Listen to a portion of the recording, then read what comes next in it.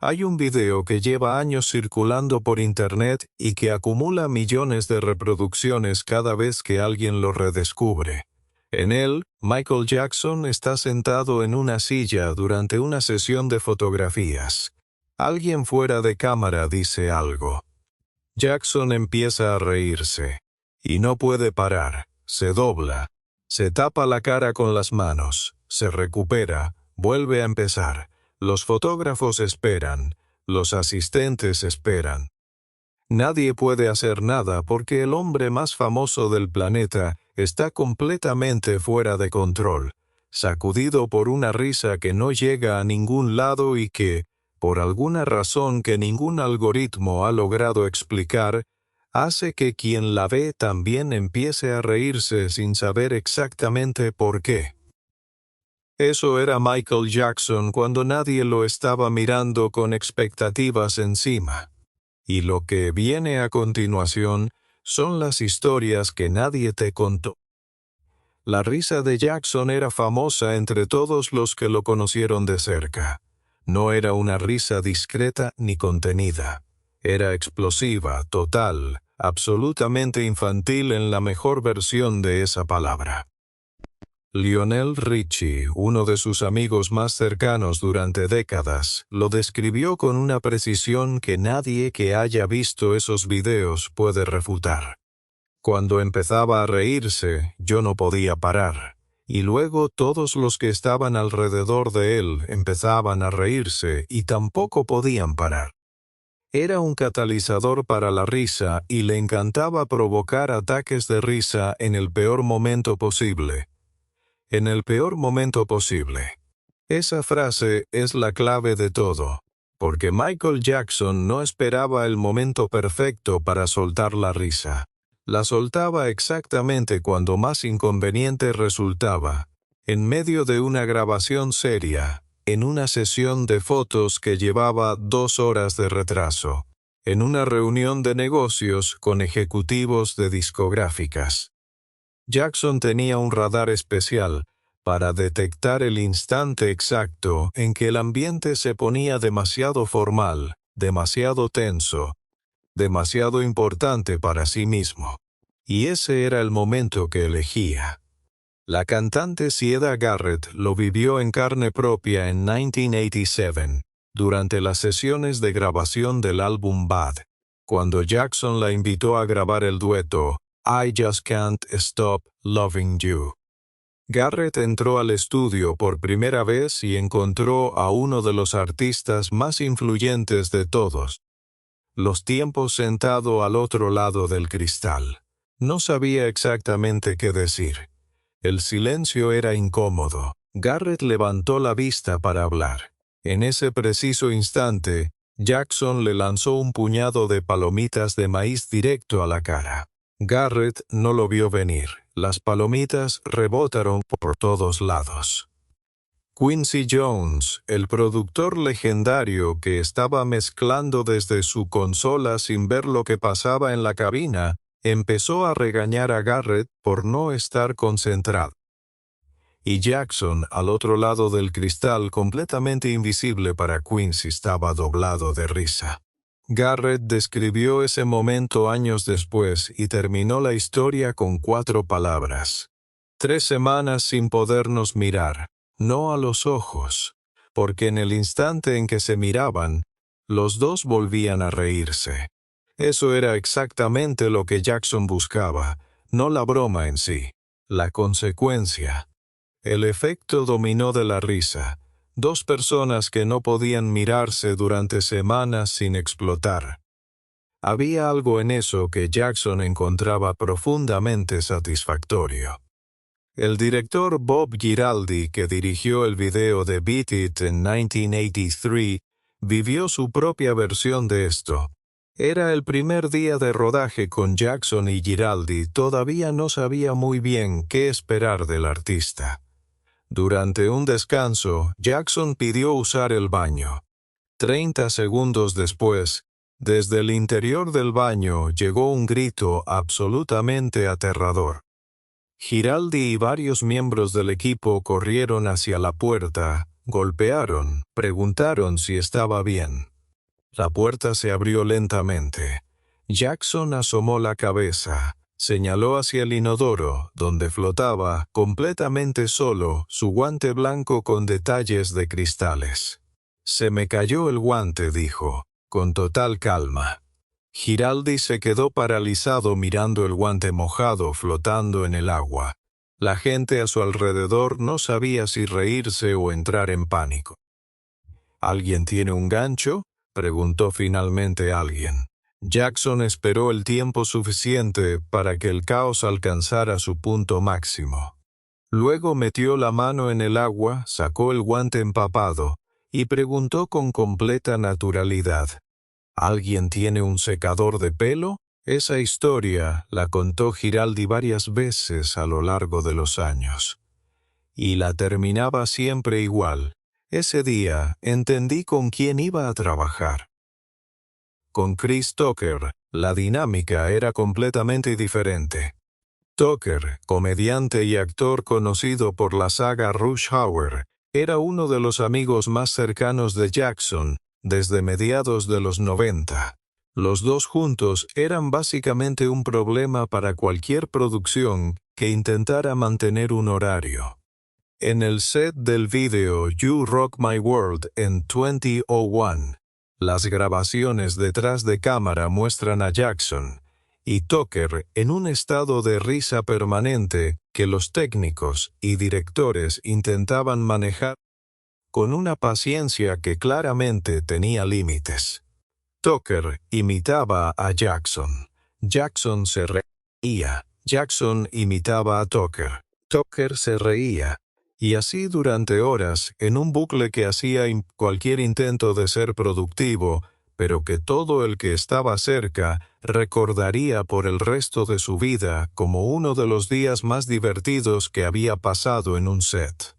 La propia hermana de Tucker describió una excursión nocturna que, en cualquier otra persona, habría parecido absolutamente absurda, pero que en el contexto de esos dos hombres tenía una lógica perfectamente comprensible. Ella, Tucker, Jackson y Emmanuel Lewis, el actor que tenía unos 25 años en ese momento pero que físicamente seguía pareciendo un niño, se subieron a un coche cargado con pistolas de agua Super Soaker de tamaño industrial. Condujeron hasta un cine, y desde el coche empaparon a toda la gente que estaba haciendo fila para entrar. La gente en la fila no tenía la menor idea de que acababa de ser rociada por el rey del pop con una pistola de agua en plena noche de Los Ángeles. Jackson, según el relato, se reía tan fuerte que no podía sostener la pistola. Había algo filosófico en la elección de ese tipo de humor. Jackson lo explicó él mismo en una conversación con el rabino Shmuley Boteach, grabada a finales de los 90. El hueso de la risa tiene el mismo color en todo el mundo, ¿no? Todos somos iguales en realidad.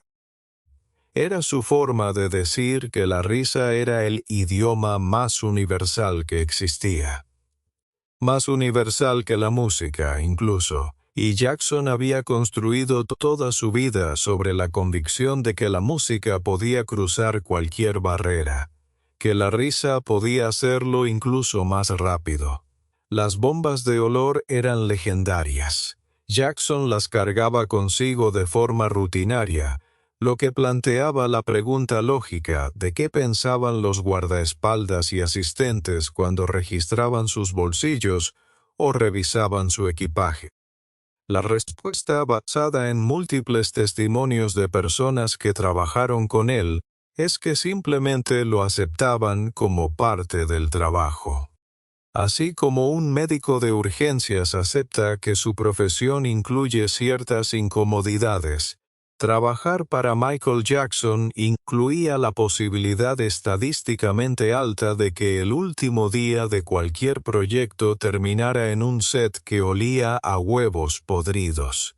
Era el precio de entrada. Y según todos los que lo vivieron, valía completamente la pena. La rutina de las bombas de olor tenía un ritual específico. Jackson esperaba hasta el último día de rodaje o de grabación, cuando el trabajo ya estaba terminado y ya no había nada que pudiera arruinarse. Entonces, en algún momento entre el almuerzo y el final de la jornada, detonaba las bombas. El olor llenaba el espacio. La confusión inicial daba paso al reconocimiento, y entonces, según su propio relato, la gente comenzaba a hablar, a reírse, a recordar el olor días después cuando se veían en otro contexto. Todavía hablan de ello y de lo gracioso que fue, decía Jackson con una satisfacción evidente. Es divertido. Lo que Jackson entendía intuitivamente y que cualquier psicólogo social podría confirmar es que las experiencias incómodas compartidas crean vínculos más fuertes que las experiencias agradables. Un equipo que ha olido juntos una bomba de olor. El último día de rodaje tiene una historia en común que los une de una forma que ninguna cena de despedida profesional podría lograr. Lionel Richie describió algo que captura perfectamente la escala de ese problema. Un día en que Jackson fue a su casa, Richie le advirtió antes de subir a saludar a sus hijos. Michael, acabo de lograr que se calmen, que se queden quietos, que escuchen un cuento. Están a punto de dormirse. Por favor, no los despiertes. Jackson asintió. Subió las escaleras. 3 minutos después, desde el piso de abajo, Richie escuchó una guerra de almohadas en toda regla. Los niños gritaban. Las risas bajaban por las paredes.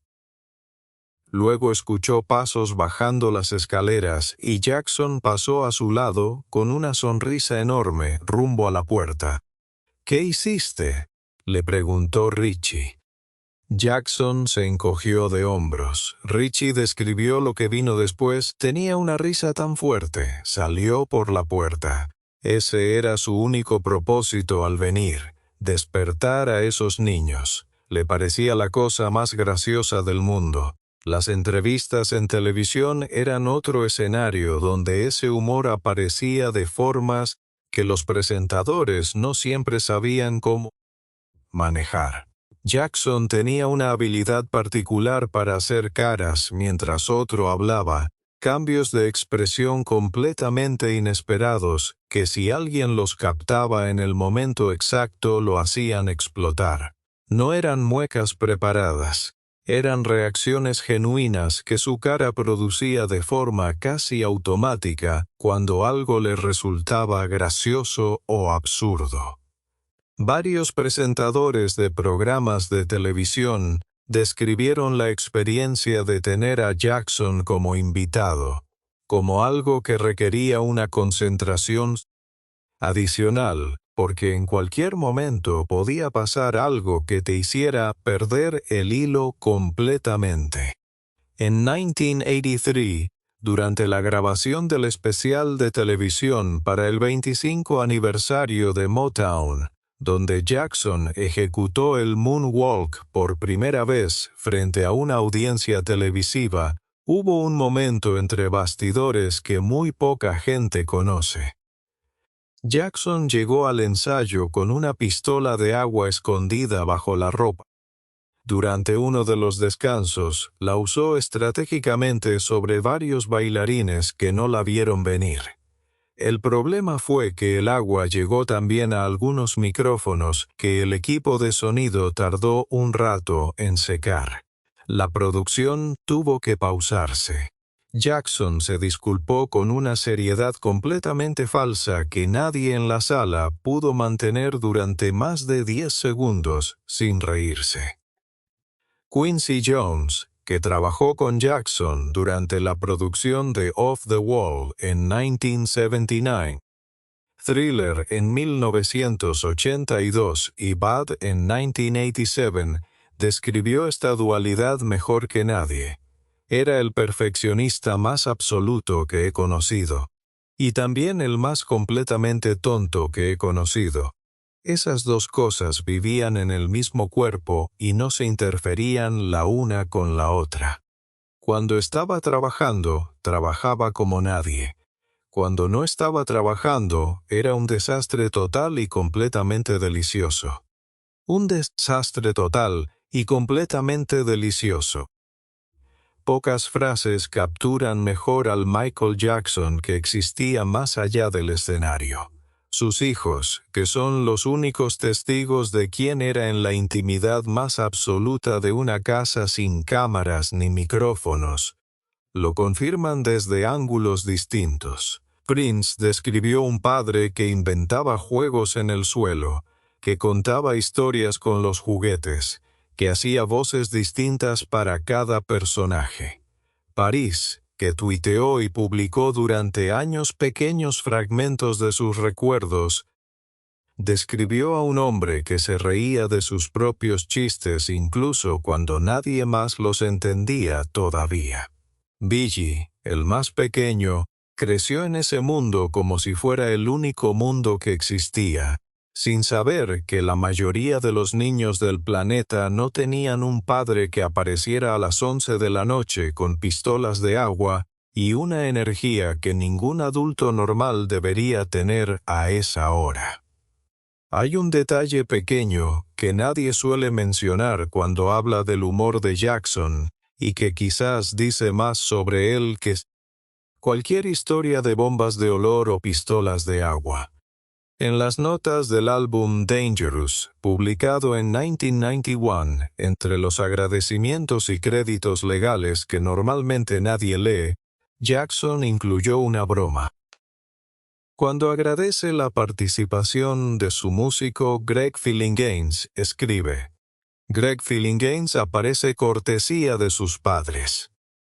Normalmente, en ese tipo de notas, cuando un artista bajo contrato con otra discográfica aparece en tu álbum, dice aparece cortesía de, seguido del nombre de su sello discográfico. Jackson cambió el sello discográfico por sus padres.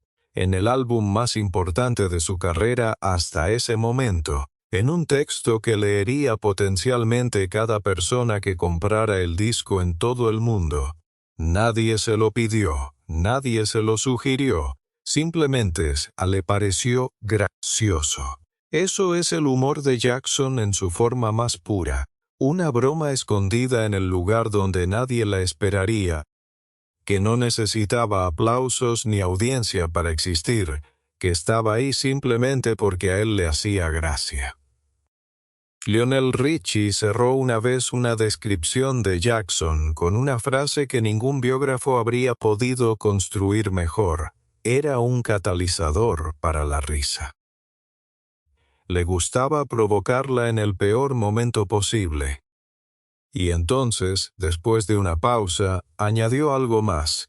Y nunca, en todos los años que lo conocí, hubo un momento en que eso no funcionara. El hombre que vendió 400 millones de discos. El hombre que cambió para siempre lo que significa actuar sobre un escenario. El hombre cuyo nombre es reconocible en todos los idiomas del planeta. Ese mismo hombre cargaba bombas de olor en el bolsillo, tiraba palomitas de maíz a sus compañeras de grabación, empapaba a desconocidos con pistolas de agua desde un coche en movimiento, y escondía chistes en las notas de sus álbumes donde nadie los buscaría. Y cuando se reía, nadie a su alrededor podía evitar reírse también, sin saber exactamente por qué, sin necesitar razón. Eso, más que cualquier estadio lleno o cualquier récord de ventas, era lo que hacía que la gente que realmente lo conoció dijera, años después de su muerte, que extrañaban al Michael Jackson que nadie vio en las portadas de los periódicos, al que cargaba globos de agua en los bolsillos, al que despertaba a los hijos de sus amigos a las 11 de la noche, al que se tiraba al suelo a inventar voces para los juguetes de sus hijos. Ese Michael Jackson no necesitaba un escenario para ser extraordinario. Solo necesitaba una bomba de olor y el momento equivocado.